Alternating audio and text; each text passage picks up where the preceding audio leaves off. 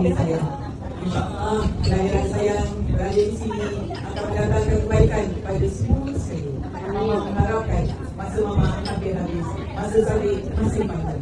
Berbaktilah kepada rakyat, berbaktilah saya, insyaAllah kebaikan datangnya daripada Allah dan apa yang saya buat daripada Allah. Dan kepada yang disayangi semua di sini, ucapan terima kasih kerana sentiasa memberi sokongan kepada saya dan Bella. Amin. Yang amat sangat. Sebagai seorang ibu, memang rasa sepak sangat. Terus terang, kerana memang perjalanan saya tak mudah, tapi dia dikelilingi oleh orang-orang yang menyayangi dia. Itu adalah satu nikmat bagi seorang ibu kerana melihat dia sayangi ramai. Terima kasih hadirin hadirin, semoga silaturahmi kita berkenalan hingga akhir hayat, hingga jannah.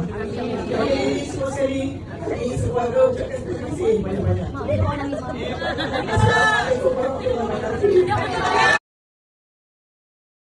Saya, InsyaAllah kelahiran saya berada di sini akan mendatangkan kebaikan kepada semua sekali. Mama mengharapkan masa Mama hampir habis, masa saya masih panjang. Berbaktilah kepada rakyat, berbaktilah saya, insyaAllah kebaikan datangnya daripada Allah dan apa yang saya buat daripada Allah. Dan kepada yang disayangi semua di sini, ucapan terima kasih kerana sentiasa memberi sokongan kepada saya dan Bella. Amin. Yang amat sangat. Sebagai seorang ibu, memang rasa sepak sangat. Terus terang, kerana memang perjalanan saya tak mudah, tapi dia dikelilingi oleh orang-orang yang menyayangi dia. Itu adalah satu nikmat bagi seorang ibu kerana melihat dia sayangi ramai. Terima kasih hadirin hadirin, semoga silaturahmi kita berkenalan hingga akhir hayat, hingga jannah.